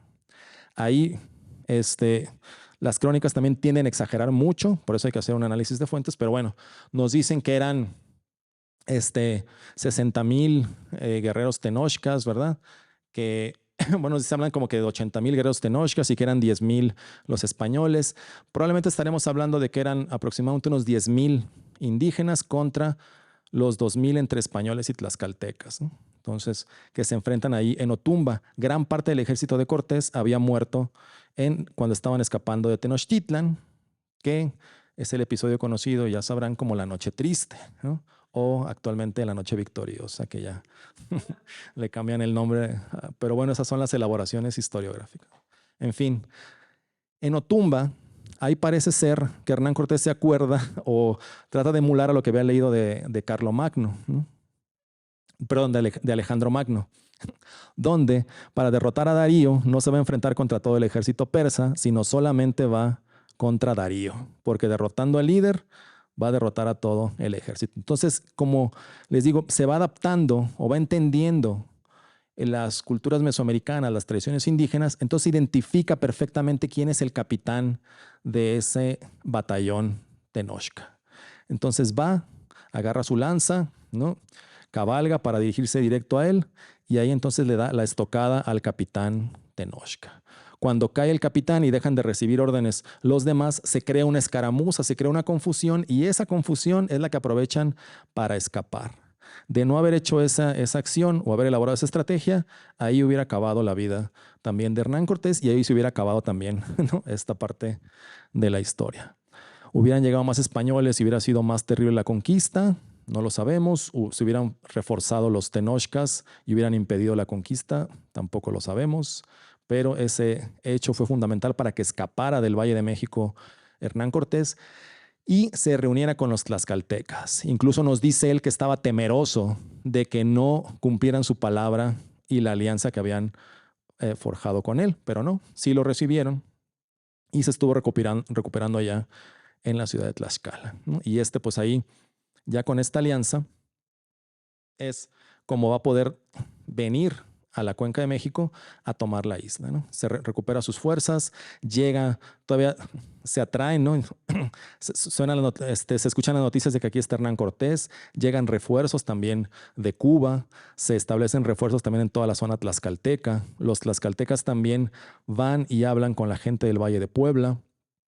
A su vez, Ixtlilxóchitl, este príncipe Acolhua, ya le había prometido lealtad a Hernán Cortés desde que había llegado a la Cuenca de México. Entonces ahora va y le reitera esa lealtad, que él lo iba a apoyar desde Texcoco. Desde que le entregó a su hermano en Tenochtitlan, sigue apoyando a Hernán Cortés. Así que él va a ser una pieza fundamental en la toma de Tenochtitlan, porque entonces él va a elaborar toda la estrategia acuática, conoce los rincones de la ciudad, Ixtlilxóchitl, y va a permitir que tlaxcaltecas y españoles se establezcan en Texcoco y desde Texcoco salgan al ataque de Tenochtitlan. Entonces este personaje también va a ser fundamental. Desde el primer contacto, Ixtlilxóchitl, como les digo, no le habían dado el trono de Texcoco, de la Colhuacan. Él le había jurado fidelidad a Hernán Cortés, se bautizó también, ¿no?, frente a Hernán Cortés, etcétera, ¿no? Entonces él mantiene esa lealtad y permite entonces que las fuerzas se establezcan ahí en Texcoco. Manda hacer, controla Ixtlilxóchitl una fuerza guerrera de acolhuas, que eran los principales aliados de los tenochcas, convence a los de Chalco, a los de Xochimilco, a otros pueblos de la cuenca que se unan al ejército de Hernán Cortés para atacar Tenochtitlan. Igualmente, en todos los pueblos de la ribera del lago de Texcoco había gente que no estaba convencida en luchar del lado de Hernán Cortés. Había unos que quizás querían aliarse con los tenochcas. También se sabe que los tenochcas buscaban comprar también lealtades en los pueblos de alrededor, pero no lo consiguieron. Entonces, el papel que tuvo también Ixtlilxóchitl en elaborar esta conquista también fue fundamental. Ahora, otra cosa que pasó mientras los españoles estaban recuperando fuerzas y armando la estrategia para atacar Tenochtitlan, sí, fue que muere el Tlatoani Cuitláhuac de viruela, ¿verdad? Un mes después de haber tomado el cargo. Los cargos en el poder tenochca no eran de sucesión directa, sino que eran de elección, pero se elegían los siguientes tlatoanis y el Cihuacóatl de acuerdo al consejo que hacían entre los principales, ¿no? Se sabe que al siguiente que le tocaba Algunas crónicas no nos hablan mucho de él, otras sí, pero era Ashopacatzin. Ashopacatzin era uno de los hijos de Moctezuma. Y a él se le va a elegir como sucesor de Cuitláhuac. Y Ashopacatzin ya estaba preparando la estrategia, los obsequios, ¿no? Todo, para ir a reunirse con Cortés en Tlaxcala y pactar nuevamente la paz, ¿verdad? Pactar esta paz con la alianza, ahora era una gran alianza hispano-indígena, ¿sí? Los tenochcas se dieron cuenta de que ya hubo esta facción del poder tenochca, se dio cuenta de que ya no había manera de luchar contra todos estos pueblos que estaban alzados en contra de ellos, ¿sí? No obstante, aquí también varían un poco lo que nos dicen las fuentes, pero el siguiente, ¿no? Se recorre mucho la sucesión de poder porque habían muerto muchos principales tanto de viruela como en la masacre del Toxcatl. Entonces, el siguiente que pelea por el trono, pues es un personaje muy conocido e icónico, mártir mexicano supremo, que es Cuauhtémoc. ¿Sí? Este es un personaje que se dice que era nieto de Axayácatl. Recordemos que los tlatoanis tenían como 20 esposas y con cada esposa tenían como 10 hijos y bueno, sí pertenecía, ¿verdad? A los pipiles tenochcas y tlatelolcas también, ¿no? Por su madre. Pero, o sea, porque una de las esposas de Axayácatl era tlatelolca, por lo que nos dicen las fuentes, pero no era de la primera línea sucesoria, ¿verdad? Muy pocas fuentes realmente nos hablan de quién era Cuauhtémoc antes de haber tomado el liderazgo en Tenochtitlan. El único que nos da una pista precisamente es Iztlilxóchitl, quien dice, el Iztlilxóchitl, el nieto del que les estoy platicando, ¿no? Fernando de Alba Iztlilxóchitl, ¿no? Entonces, es este nieto que es historiador, el único que nos da una pista y dice que aquel famoso capitán Cuauhtémoc era un sacerdote o papa, también le dice, ¿verdad? En Tlatelolco, es decir, era un tlamacasque, de acuerdo a lo que nos dice Iztlilxóchitl. Ninguna otra fuente, ¿verdad? Ni Durán, ni Chimalpain, ¿verdad? Ni Tezosomoc, ninguna otra, ni el mismo Cortés, ¿verdad? Las cartas de relación o Bernal Díaz, estoy mencionando algunos de los que narran estos sucesos, nos dice quién era Cuauhtémoc antes de ser el tlatoani de Tenochtitlan. Solamente nos da alguna información Iztlilxóchitl. Entonces, esto nos pone a pensar, si él era un tlamacasque o un sacerdote, tampoco nadie habla de que tuviera experiencia guerrera ni experiencia política, ¿verdad? O sea que no, simplemente, como les digo, lo único que hacen mención es que era un tlamacasque de Tlatelolco.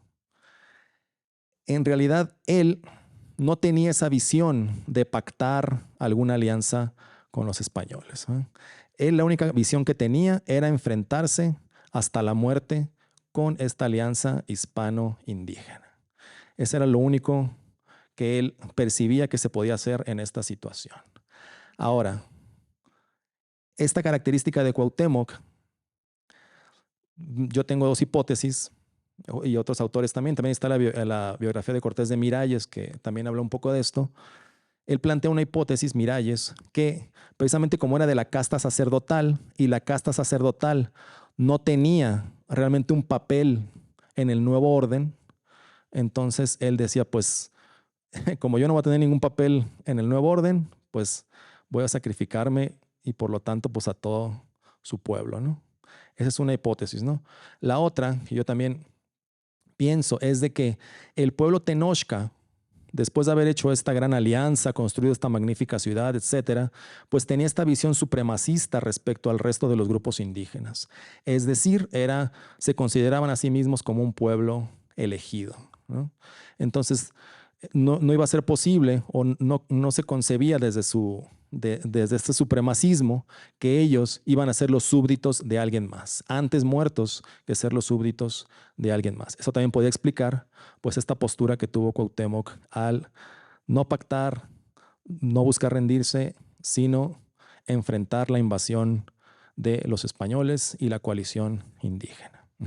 Entonces, ahí eso, ¿no? Esa negativa a rendirse. Bueno, él también muchas crónicas nos hablan de que mató a los hijos de Moctezuma. Cuauhtémoc mandó a matar a los hijos de Moctezuma que estaban en contra de él. ¿Sí? Estos aspectos de la personalidad y de las acciones que nos dicen que hizo Cuauhtémoc en las crónicas han sido retomados por el relato nacional como actos sumamente heroicos, como que él estaba defendiendo su raza, su pueblo, su nación ante cualquier intervención extranjera. ¿O a poco no han escuchado que es el máximo héroe de toda la época prehispánica, ¿no? Entonces así es como lo retoma el relato nacional. Yo todavía tengo pendiente ahí un guión para explicar esto en mi canal de México antes de México, pero quiero ser lo más respetuoso posible porque este personaje, este que le estoy platicando es el que nos dicen las fuentes, ¿verdad? El Cuauhtémoc histórico. Pero este personaje en el relato nacional es el mártir mexicano, ¿no? Es prácticamente la figura de Jesucristo retomada por el Estado-Nación mexicano para representar la identidad mexicana. Es decir, nunca se rindió, ni cuando lo atacaron todos los pueblos indígenas y los españoles, ni cuando lo torturaron, ni nunca, ¿verdad? Entonces, hasta que llegó a morir en las expediciones posteriores, representa pues es un personaje muy vinculado con la identidad nacional mexicana. No obstante, el Cuauhtémoc histórico pues es este que le estoy platicando, el que rechazó pactar, el que decidió enfrentarse hasta la última gota de... Bueno, de hecho él no se enfrentó, ¿verdad? Mandaba a los demás, pero bueno, el que decidió enfrentarse a esta coalición hispano-indígena, ¿no? Y el que finalmente también va a acabar con sus primos o con los hijos de Moctezuma, ¿no? Para tener entonces ese poder. Entonces llegan, ¿no? Empiezan a principios de 1521, empiezan entonces los ataques a Tenochtitlan. Iztlizochitl manda a construir un canal enorme con mucha profundidad porque de la madera de estos barcos que había dejado Cortés en Veracruz se construyen bergantines con cierta profundidad y cierta, como si cierto diseño para que pudieran navegar entre los canales y en las aguas bajas del lago en Texcoco y aquí en México, ¿no? En Tenochtitlan, ¿no? Entonces manda a movilizar toda esta fuerza laboral para hacer este gran canal, para que ahí estuvieran los bergantines que mandó a construir Hernán Cortés.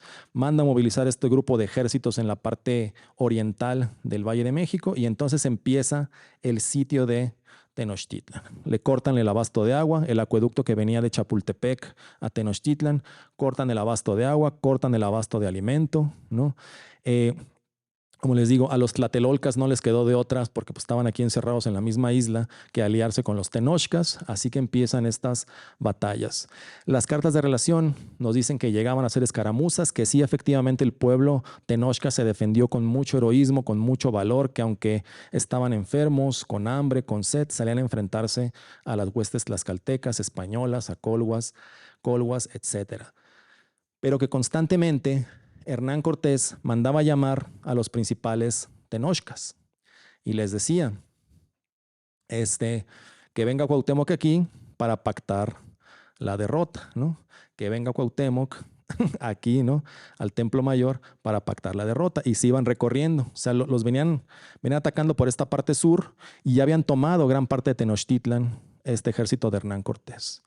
Y cada ciertos días seguían llamando a Cuauhtémoc para que se presentara y pactara esta derrota y Cuauhtémoc nunca se presentó hasta que ya estaban, prácticamente habían tomado toda la isla precisamente para agosto de 1521 y solamente estaba este pequeño reducto en Tlatelolco donde todavía se estaban defendiendo algunos guerreros tenochcas. Gran parte también de la nobleza tenochca y tlatelolca le decían a Cuauhtémoc que ya no había otra salida, que tenía que salir a rendirse, ¿no? O sea, era algo constante que leemos en las crónicas que ya tenía que salir a pactar esa rendición. ¿Qué nos dice los informantes tlatelolcas que después le contaron a Fray Bernardino de Sahagún? Que ellos, y qué es lo que retoma posteriormente, se lo contaron en náhuatl, ¿verdad? Luego Ángel María Garibay, un clérigo nahuatlato, es decir, que hablaba náhuatl, traduce, ¿verdad?, estos informes de los tlatelolcas a Sahagún y luego Miguel León Portilla toma estos informes de los tlatelolcas y escribe este famoso libro bestseller de La visión de los vencidos. Bueno, allí en La visión de los vencidos nos explica, ¿no?, estos informantes tlatelolcas que estaban desesperados, que se rasgaban los cabellos, ¿no?, que tomaban agua, que estaban muriéndose de sed y aunque fuera agua salada, la de los canales o llena de sangre o que hubiera cuerpos humanos por todos lados, pues tomaban el agua y que era como si bebieran salitre. Son todas estas descripciones de lo terrible que fue esta toma de Tenochtitlan. Finalmente, pues hay uno de los que llaman los cantos tristes, ¿no? Que retoma precisamente Fray Bernardino de Sahagún y que dicen, y era nuestra herencia una red de agujeros. Con escudos fue su resguardo, pero ni con escudos pudo ser sostenida su soledad. Entonces ahí está la pregunta de por qué pudieron tomar la ciudad de Tenochtitlan. Nos las dicen los cantos tristes de los tlatelolcas, porque se quedaron totalmente solos precisamente en esta isla, ¿no? No tenían aliados en el sur, en el norte de la cuenca, no llegaron los de Michoacán, no llegaron de otro lado, sino que estaban totalmente solos frente a una nueva sociedad, una coalición dirigida por Hernán Cortés, por castellanos, por líderes acolhuas, por líderes tlaxcaltecas, por líderes chalcas, que empezaron a tomar la ciudad de Tenochtitlan, ¿sí? Entonces, ya al final, ¿verdad? Ya en los últimos días de agosto, aquí nos dicen muchos que se aferran a la figura heroica de Cuauhtémoc. Como les digo, pues yo es algo que no quiero atacar directamente porque sé que es un personaje muy apegado, ¿no? Como que a la identidad cultural mexicana. Pero muchos que se aferran a esta identidad heroica de Cuauhtémoc dicen que él estaba esperando una fecha calendárica importante, que eran 52 días después del solsticio de verano, que era una fecha importante en el sentido de que van terminando las lluvias o empieza una nueva época. Bueno, eran números simbólicos en la cosmovisión mesoamericana y que por eso él sale un 13 de agosto rumbo, ¿no?, al norte para buscar crear una resistencia en otro lado. Eso es lo que nos dicen algunas interpretaciones. No obstante, hay que tomar en cuenta que ya para el siglo XVI, o sea, si contamos actualmente, si han pasado 52 días desde el solsticio de verano, en el calendario actual sí, pero en el siglo XVI todavía se usaba el calendario juliano, no el gregoriano que usamos actualmente. Entonces los 52 días ya habían pasado, ¿no? O sea, en realidad ya esos 52 días después del solsticio ya habían pasado, ya más bien habían pasado más o menos unos 60 días después del solsticio, lo cual no es ningún número ritual, ¿no? Entonces esa hipótesis que tienen algunos historiadores, pues yo no la comparto, ¿no? Más bien creo que hasta el último momento, donde ya no tenía hombres que lo defendieran, donde ya no había nadie que realmente opusiera alguna resistencia, entonces él intenta escapar de Tenochtitlan. Ninguna crónica nos dice lo que comentan a estos historiadores, que iba a buscar una alianza, que iba a contraatacar, que no dicen, todas las crónicas nos dicen que estaba en huida de Tlatelolco, ¿sí? Y que fue capturado por los españoles. Finalmente, pues un día como hoy, 13 de agosto de 1521, le pide a Hernán Cortés que tome su daga, que le abra el pecho y le saque el corazón. Algo que, si es verdad que fue Tlamatcasque, es algo que él mismo hacía muchas veces, ¿no?, durante sus actividades como Tlamatcasque en Tlatelolco, es decir, extraer corazones a los guerreros derrotados, y así quería también morir él. No obstante, Hernán Cortés le explica que a pesar de todo, ¿no?, él va a seguir conservando su reino, que él va a seguir siendo el Tlatoani de los Tenochcas y que lo acompañe, ¿verdad?, en esta nueva nueva civilización, ¿verdad? Entonces, él lo lleva prisionero, ahora sí, junto con él, y ahí se sella la caída de Tenochtitlan. Cortés no quería que sus aliados fueran y saquearan la ciudad, que la derrumbaran como lo estaban haciendo los otros grupos indígenas, pero como les digo, era parte de las creencias mesoamericanas. Una conquista significaba acabar totalmente con el enemigo. Entonces destruyen esta ciudad que era tan hermosa, que era Tenochtitlan, y empieza con esto. No empieza de la noche a la mañana, evidentemente, ¿no? Ganan la guerra, bueno, ganan el sitio de Tenochtitlan, se van el bando triunfador a Coyoacán, y ahí en Coyoacán empieza la celebración de la conquista. ¿Quiénes celebraron esta conquista? Todos los pueblos indígenas que estaban aliados con Hernán Cortés y los españoles. Y además españoles que también seguían llegando desde Cuba, trajeron un cargamento con vino y con cerdos. Entonces hicieron una gran pachanga en Coyoacán después de la conquista, ¿no? Ahí se dice que pusieron mesas, que los conquistadores indígenas y españoles no alcanzaban mesa y se estaban emborrachando todos y comiendo tacos de carnita, bueno, tacos de cerdo, no sé si eran carnitas, no, yo creo que no, pero que estaban comiendo tortilla con cerdo y con todas las diferentes especias. Fue un gran banquete lo que ocurrió después de la conquista. Ya posterior a eso, empieza todo un largo proceso de construcción de una nueva civilización, ¿sí? En este momento de la caída de Tenochtitlan, realmente solo es derrota para este pueblo que son los tenochcas, ¿no? Para el resto de los grupos indígenas iniciaba una nueva era, una nueva etapa, ¿no? Ya no iban a ofrecer seres humanos al sacrificio ritual, ¿verdad? Ya no iban a pagar ese tributo a los tenochcas. Obviamente hay un ajuste, ¿no?, a los tributos, hay nuevas tasaciones para pagar el quinto real, ¿verdad?, para mantener una estructura de gobierno. Empieza pues todo un proceso, un lento proceso donde tanto la Organización Social Mesoamericana como la Organización Social de la Monarquía Hispánica empiezan a convivir. Generalmente las interpretaciones que encontramos pues siempre nos hablan de la imposición del sistema castellano, bueno, del sistema de la monarquía hispánica sobre las instituciones locales. Pero a lo que vemos a partir de estos sucesos es que los líderes indígenas, así como en un primer momento fueron muy inteligentes para saber cuándo aliarse, cómo enfrentarse, contra qué enemigo atacar, etcétera, así también fueron muy inteligentes para utilizar a su favor este precisamente nuevo orden institucional. A mí me causa entre gracia y pena o pena ajena, como muchos historiadores dicen, ¿no?, que hubo un colonialismo y un sometimiento a los pueblos indígenas, y con esto, con esta afirmación, buscan reivindicar este México indígena o este pasado mesoamericano. O sea, ¿cómo es posible que tú le quites ese poder de agencia, de tomar decisiones, de utilizar un sistema a tu favor, de expandir tus territorios?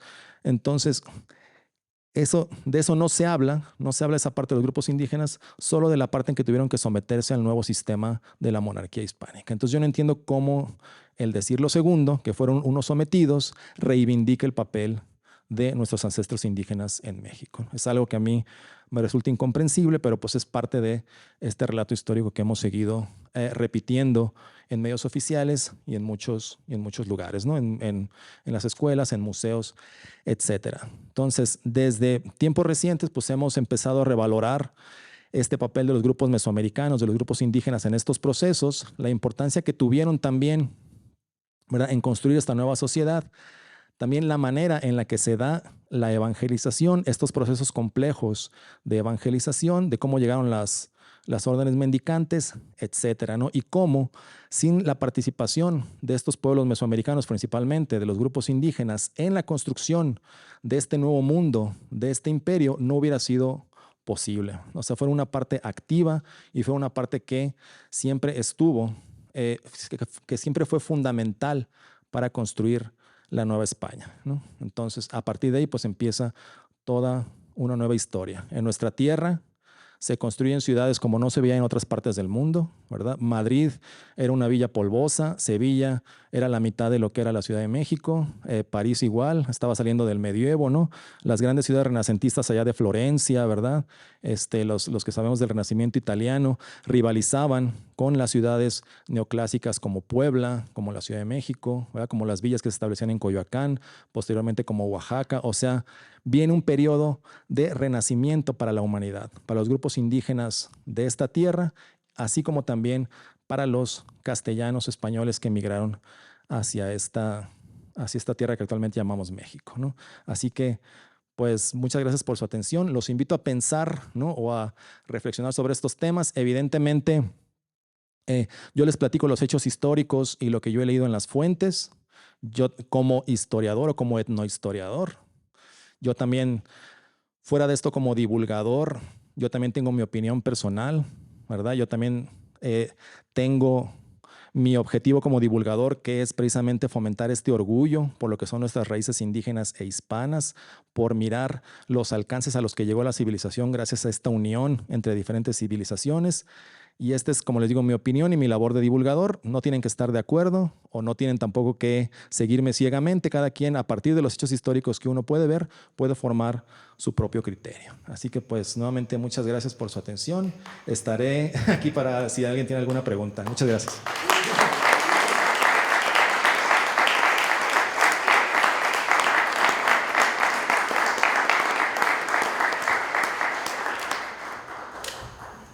Tarascos, ¿qué onda? Porque mencionaste 60,000 que estaban en una disposición guerrera y luego ya después y ya después no supimos, o al menos yo no, qué sucedió con ellos, cómo estuvo. Perdón. Bueno, hay un video muy bueno que se llama El Irecheco en mi canal, pero aquí lo voy a resumir, ¿verdad? Los tarascos precisamente recibieron a los emisarios tenochcas 2 veces. La segunda vez traían armas españolas y les decían, miren, es real, aquí están, vengan a ayudarnos a Tenochtitlan, pero ellos no confiaban en los tenochcas. Pensaban que era una emboscada para ahí apresar a sus guerreros, a pesar de que en un principio Moctezuma y luego Cuauhtémoc les decían, aquí los vamos a alimentar, etcétera, ¿no? En esta segunda, esos segundos emisarios que llevaron las armas españolas iban a buscar al rey anterior que había muerto, al Calzonsi anterior. Entonces los mismos purépechas o tarascos le dijeron, bueno, pues vayan a darle ese mensaje al rey difunto y lo sacrificaron a los tenochcas ahí en Tzintzuntzan, ¿no? Ahora, después de esto, ellos mandaron emisarios a Tenochtitlan y vieron la devastación de la ciudad. Vieron que ahí estaban los tenochcas, etc. También mandaron emisarios un par de veces. Al ver la devastación, entonces ellos creyeron que efectivamente venían con deidades muy poderosas, que había una coalición de guerreros y que ya en ese entonces podía haber sumado más de 100,000 efectivos, ¿no?, indígenas y un par de miles españoles. Y entonces ahí tuvieron que decidir si enfrentaban esa gran coalición indígena, ¿no?, que es lo que también quería la clase sacerdotal purépecha, ¿no? Pues vamos a darles batalla hasta la última gota de nuestra sangre, o como quería Cuniarangari, ¿no?, uno de los asesores del Calzonsi, que pactaran la conquista, ¿no? Entonces, en un principio parecía que los iba a enfrentar porque efectivamente mandó llamar a todos sus guerreros y juntó un ejército de 60,000 que ya estaba esperando a Cristóbal de Olid a las afueras de Tajimaroa, que es actualmente Ciudad Hidalgo, Michoacán. Pero cuando se presenta Cristóbal de Olid y estaban todos los guerreros esperando las órdenes para atacar, decidió mejor pactar con Cristóbal de Olid y que lo acompañara a su capital, Tzintzuntzan, ¿no? Y ahí se pacta la conquista con Cristóbal de Olid, que le da la información a Hernán Cortés. Esa es la parte de los purépechas. ¿Había otra pregunta? Voy a pasar aquí el micro. Gracias. ¿Cuántos hombres venían con Cortés cuando llegaron a las costas de Veracruz? Al principio se cuentan 600 marineros, principalmente con poca experiencia militar. Venían, no sé si en 4 o 5 embarcaciones, pero eran pocas embarcaciones. Era este ejército reducido. Así que pues, ni modo que 600 personas conquistaran ¿verdad?, a un territorio lleno de cientos de miles de habitantes.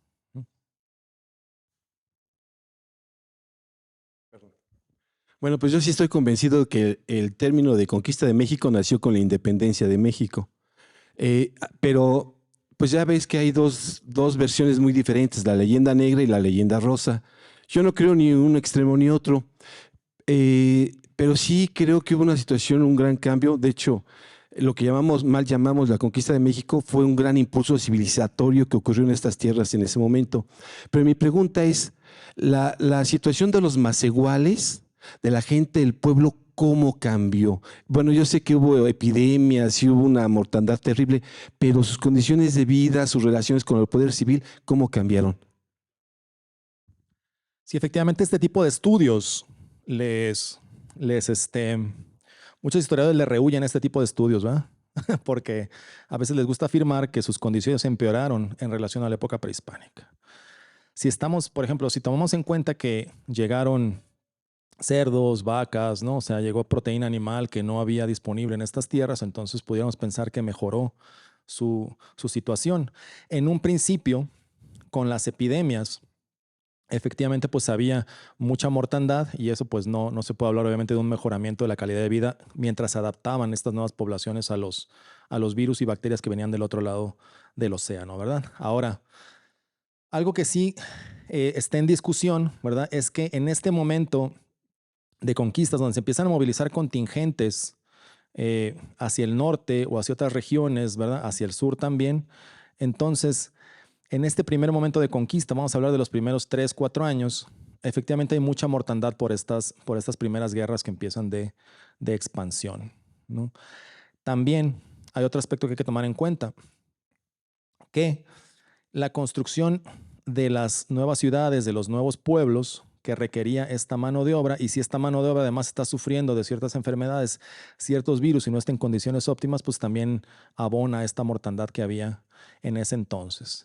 Y aquí me voy a meter un poco un tema que siempre causa mucha controversia a nivel académico y sobre todo a nivel político, ¿no? Pero es, ¿cuál fue realmente esa disminución de población que hubo en Mesoamérica, en este caso, ¿verdad? Con la presencia de los españoles. Bueno, las hipótesis parten en el hecho de que para el año de 1610, que se hace el primer censo en la Nueva España, había apenas 6 millones de habitantes, ¿no? Esa es la población que había en el virreinato de la Nueva España, iniciando el siglo XVII. ¿Sí? Entonces, tomando ese número, algunos historiadores dicen, bueno, Fray Bartolomé de las Casas nos habla de que morían 9 de cada 10 en estas epidemias y de que murieron miles, etcétera. Entonces hacen la metodología al revés, multiplican 6 millones por 10 y nos da que había 60 millones. Entonces que falleció el 90% de la población, ¿no?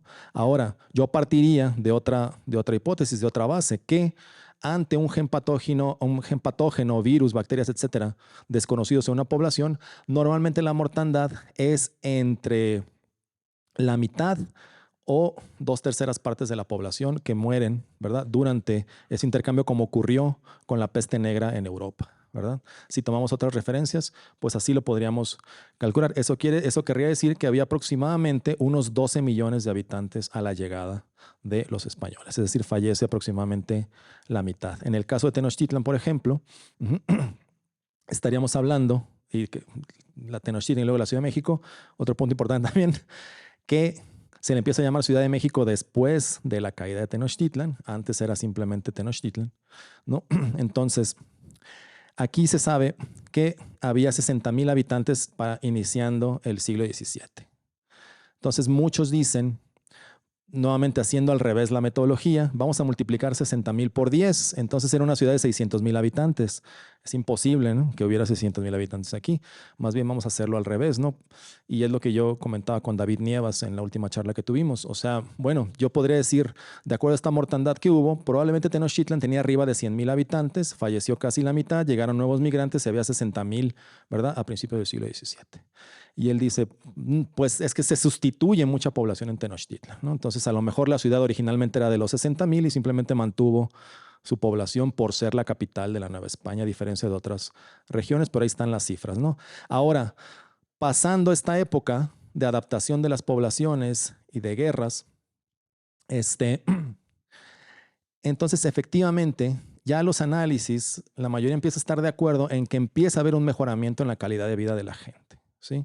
Empieza a adquirir más alimento, empieza a aumentar la expectativa de vida, ¿no? Empieza también a tener mayor altura las poblaciones, etcétera, ¿no? O sea, respecto tanto a la época anterior de conquista como a la época prehispánica, sí se ve ese mejoramiento en las condiciones de vida y sobre todo para el siglo XVII y siglo XVIII, pues sigue en aumento ese aumento de las condiciones de vida para el general de la población, que ya son poblaciones pues producto de estas ya mezclas étnicas y de estos procesos, ¿no?, de enfrentarse contra agentes patógenos externos. Eso es lo que yo le podía comentar. Creo que tenía un par de preguntas allá, no sé si haya tiempo, yo. Que nos cierran el lugar. Ahí dices micrófonos.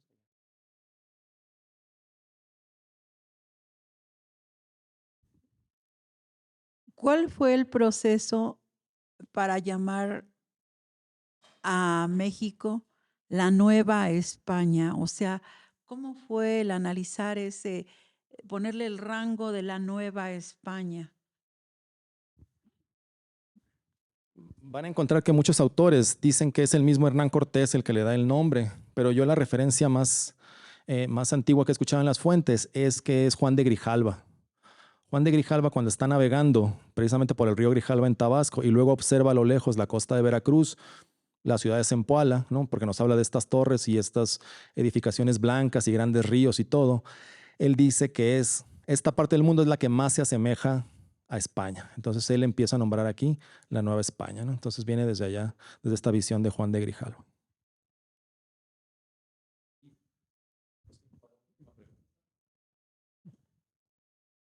Perdón, pero incluso eso de las epidemias, yo escuché por ahí que tampoco es cierto eso de que como que fue un fenómeno único y exclusivamente porque hayan llegado los españoles.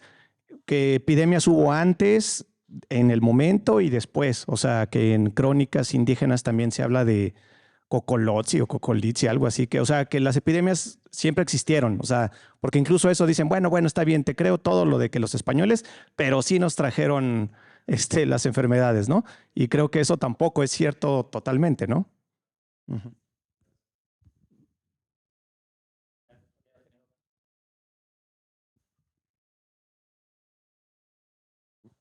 Solamente quería si me puede repetir el nombre del video ahorita que respondió la primera pregunta. De los tarascos. Se llama Irechecua, el verdadero imperio del México antiguo, le puse. ¿El verdadero imperio del México antiguo? Ajá, el Irechecua, ahí en mi canal de México antes de... Acá.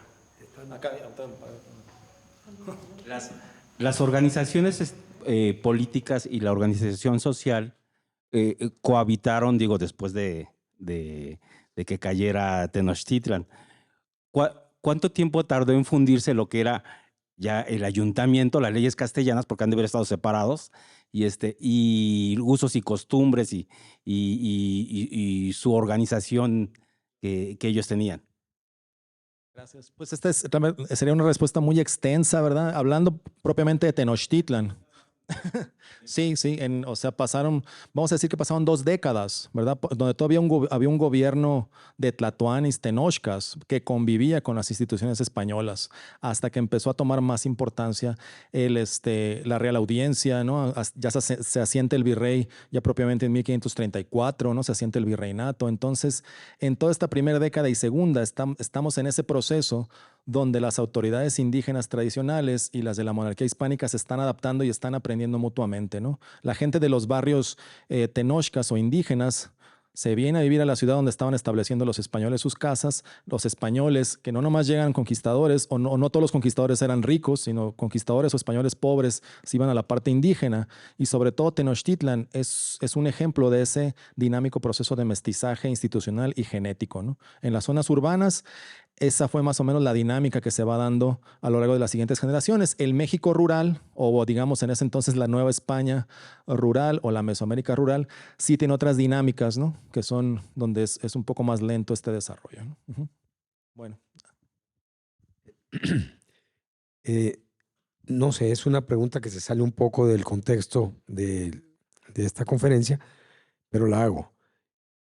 He llegado por ahí a saber, o ya no sé ni cuándo ni en dónde, de que en todo lo que fue la Nueva España había un aproximado de 128 etnias que obviamente reflejaban una diversidad de pueblos que muchos de ellos ni se conocían, otros se combatían, otros eran nómadas, otros, etcétera. ¿Qué nos puedes decir de eso?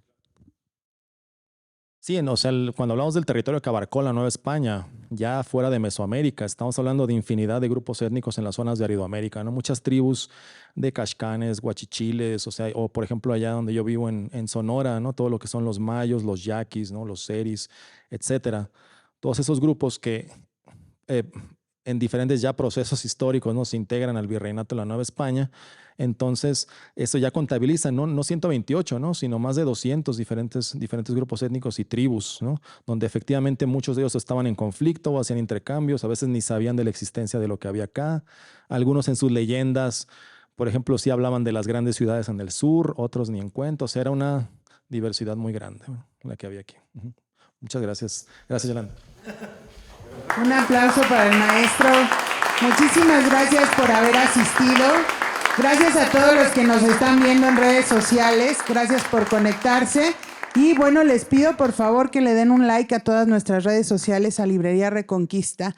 En YouTube nos pueden encontrar como Librería Reconquista y pueden ver todos los libros que tenemos disponibles para ustedes en www.libreriareconquista.com.mx. Por favor, no se lo pierdan.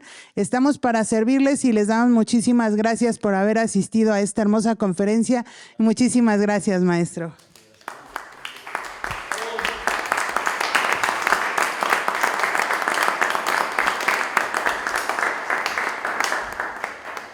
Lo tenemos.